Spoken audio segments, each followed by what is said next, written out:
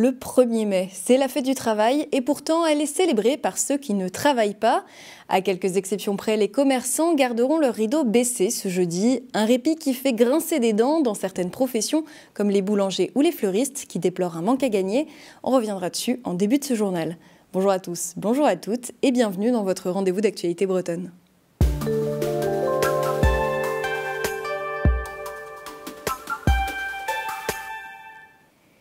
Et si vous souhaitiez acheter un brin de muguet, peu de chances que vous le trouviez chez un fleuriste cette année.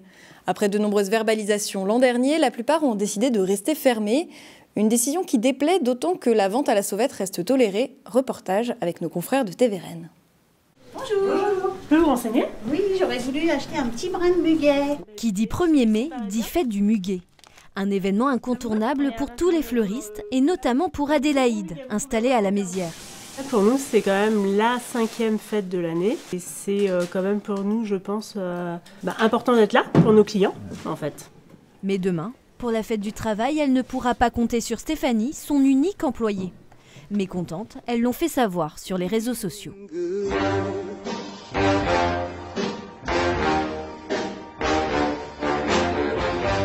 Donc du coup, je vais le faire toute seule. Ça va être intense parce qu'il va falloir que je vende, il va falloir que j'emballe, il va falloir que j'encaisse. Il va falloir aussi composer des bouquets avec les fleurs qu'on a. Donc ça va être intense. Laisser notre responsable toute seule pour cette grosse demi-journée, on culpabilise un peu, humainement c'est un peu compliqué. Il y a le côté humain qui rentre aussi en compte. Si Adélaïde lèvera le rideau demain... Ah oui, demain on est férié. Ouais, fermé. Les boulangers, eux, n'auront pas cette chance. À Rennes, pour la première fois depuis plusieurs années, Isabelle ne viendra pas travailler.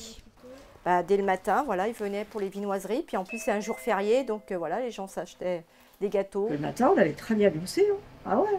Je vous dis, à midi et demi, on n'avait plus de pain. Un coup dur pour son patron, le boulanger, qui ne peut pas ouvrir seul. C'est un manque à gagner, déjà d'une part, pour le personnel, parce qu'ils sont payés en double. Une proposition de loi a été déposée vendredi au Sénat. Son objectif, permettre aux boulangers et aux fleuristes d'ouvrir avec des salariés.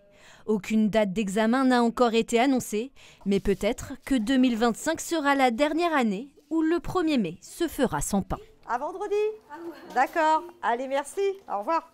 On l'a vu, travailler le 1er mai, c'est un pari risqué pour les professionnels. Surtout quand on se rappelle que l'an dernier, une poignée de boulangeries en Vendée ont été verbalisées pour avoir ouvert à la fête du travail. Pour y voir un peu plus clair, on reçoit en plateau Adrien Paquier, journaliste au Télégramme. Adrien, que dit la loi concrètement sur cette question ? Il est écrit dans le Code du travail que le 1er mai est un jour férié et chômé. Mais il prévoit aussi que certains salariés ont le droit de travailler en étant payés double. Il s'agit précisément, je cite, des établissements et services qui, en raison de la nature de leur activité, ne peuvent interrompre le travail. On parle donc ici des forces de l'ordre, de personnel hospitalier, de certaines usines, mais pas de boulangers. Pourtant, les entreprises de boulangerie-pâtisserie pouvaient employer des salariés le 1er mai grâce à un courrier du ministère du Travail qui date du 23 mai 1986. Mais cette dérogation est devenue obsolète après une décision de la Cour de cassation en 2006. Une décision qui ne posait pas de problème pendant des années jusqu'à ce fameux contrôle du 1er mai de 2024 où des inspecteurs du travail ont verbalisé des boulangers et remis le sujet sur la table. Et pourtant, certaines boulangeries vont quand même être ouvertes demain. Oui, c'est tout le cœur du problème. C'est un peu du cas par cas. Les chefs d'entreprise ont le droit d'exercer et d'ouvrir leur commerce s'ils ne font pas travailler leurs salariés, tout simplement. Autre cas de figure, selon la Confédération nationale de la boulangerie, un boulanger qui livre des hôpitaux, des prisons ou des EHPAD pourrait être considéré comme répondant aux critères de la loi. Il pourrait en être de même s'il n'y a qu'une seule boulangerie-pâtisserie dans la commune. Seul conseil aux boulangers, c'est de ne pas faire travailler leurs salariés. C'est en tout cas ce que recommande jusqu'à nouvel ordre la Confédération nationale de la boulangerie. En cas de non-respect de cette loi, l'employeur peut risquer jusqu'à 750 € d'amende par salarié ayant travaillé le 1er mai ou 1 500 € s'il s'agit d'un mineur ou d'un apprenti. Merci Adrien. Et l'an dernier, les mobilisations du 1er mai avaient mobilisé entre 120 et 210 000 personnes dans la région. Encore cette année, une vingtaine de mobilisations sont prévues. Et un point sur les algues vertes. On connaît leur dangerosité si elles prolifèrent sur les plages, mais l'Assemblée nationale a fait le choix de se pencher sur une question. Que faire de ces plantes nocives qu'on extrait de nos plages ? Le député costarmoricain et ancien maire d'Illion, Mickaël Cosson, rendait compte ce mercredi de la mission flash de 4 mois sur le sujet. Pour lui, une filière existe, prête à créer de la valeur. On l'écoute. On a des exemples avec Algaia, Eranova, Olmix ou bien Viralga qui sont des entreprises qui travaillent aussi bien dans le domaine de l'alimentaire que dans la cosmétique et qui travaillent pour des groupes comme L'Oréal et autres. Donc c'est vrai qu'il y a une filière, il y a des choses qui sont déjà mises en place.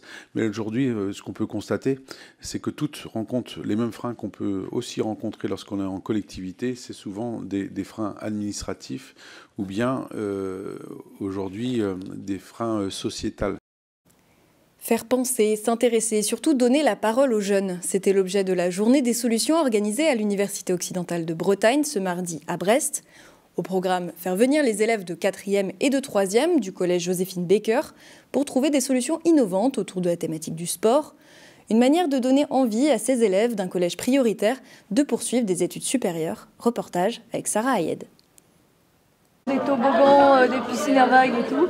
À peine la matinée entamée que déjà les idées fusent dans les salles de classe. On a eu des idées déjà de développer la musculation adaptée pour les personnes à mobilité réduite.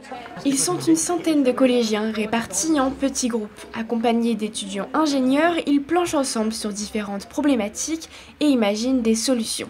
Et le thème du jour est autour de la thématique du sport, parce qu'on s'est rendu compte que c'est un sujet qui parlait au plus grand nombre. C'est une thématique qui peut servir d'émancipation pour les jeunes, également d'insertion sociale ou d'ascension sociale.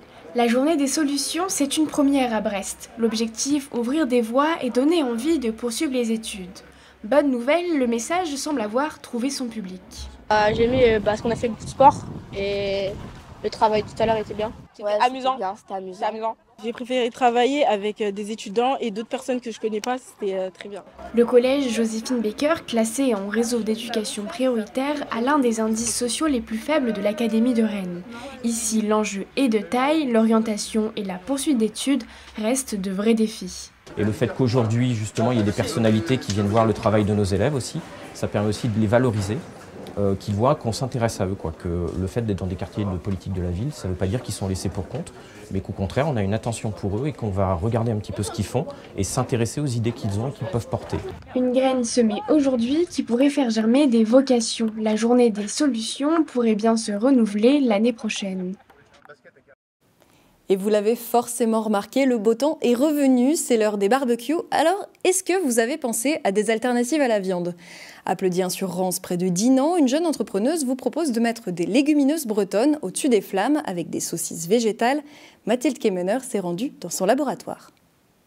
Chipolata, merguez ou saucisses végétales. Je m'appelle Camille Ambise, j'ai créé un atelier de fabrication de saucisses végétales à Pleudiens-sur-Rance. C'est des saucisses qui sont végétales, bio, qui sont faites à partir d'ingrédients locaux, qui sont enveloppées d'une enveloppe à base d'algues. Il y a 4 recettes de saucisses. Donc il y a celle-ci qui est à base de haricots rouges et de paprika. Il y en a une à base de pois cassés et de curry jaune. Une à base de pois chiches et poivre noir, avec des oignons caramélisés aussi dedans, et une aux haricots blancs et algues. Lancée dans l'aventure il y a moins d'1 an, elle produit déjà 800 saucisses par semaine. Les restaurateurs, les traiteurs, les magasins bio, les cantines aussi, donc les collectivités, et puis des associations comme les organisateurs de festivals. Je vends en ligne aussi. Quand tu manges végétarien, quand tu veux gagner un peu de temps et acheter quelque chose de facile à préparer, tu te retrouves vite avec de l'industriel. Donc moi, mon objectif, c'était un peu d'être l'artisan de la légumineuse, quoi, et de permettre aux gens de manger de la légumineuse facilement, parce que c'est vrai que la légumineuse, faut la faire tremper, faut la faire cuire, c'est long. Et là, on a un produit qui est prêt à l'emploi. J'aime me dire que comme on a un brasseur local ou un boulanger local ou un charcutier local, on aura demain le léguminaire local. Et j'aimerais penser qu'il y aurait plein d'ateliers en France qui vont se développer localement, qui mettent en valeur les produits des territoires à travers la légumineuse et qui permettent aux gens de manger végétal et artisanal partout en France en fait. Et je compte être sponsor officiel de tous les barbecues de Bretagne cet été. Elle a passé 40 ans à faire revivre le passé dans le parc-village de Poulfetan à Kistinic. La responsable historique du site, Réjeanne Evin, prend sa retraite ce mercredi. Elle revient pour nous sur ce village qui donne à voir la vie paysanne des années 1850 et qui connaît aujourd'hui des difficultés financières. Voyage dans le temps avec Eva Thomas. J'ai fait le beurre tout au début, j'ai fait des visites, j'ai filé la laine, j'ai tricoté. Bienvenue à Poulfetan, je m'appelle Réjeanne Evin, j'ai 60 printemps. Je travaille au village depuis 40 ans. Poulfetan est un lieu de mémoire où nous retraçons des gestes de la vie paysanne au milieu 1850.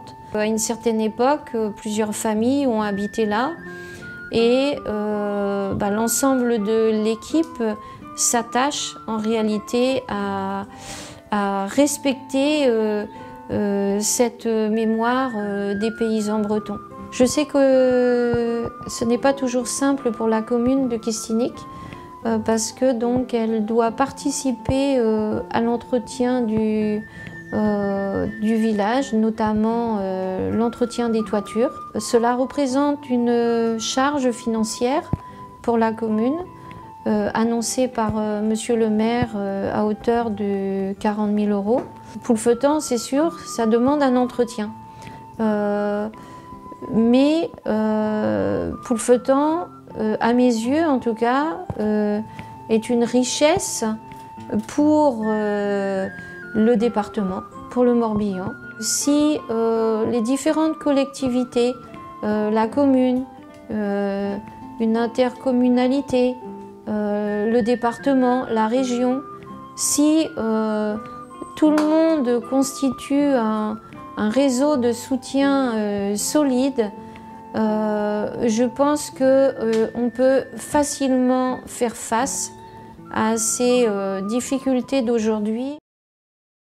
C'est la fin de ce journal. Merci à toutes et à tous de nous avoir suivis. On vous retrouve ce vendredi à la même heure pour plus d'actualités. L'actualité continue évidemment sur le site internet du Télégramme et sur TBO. Bonne soirée à tous.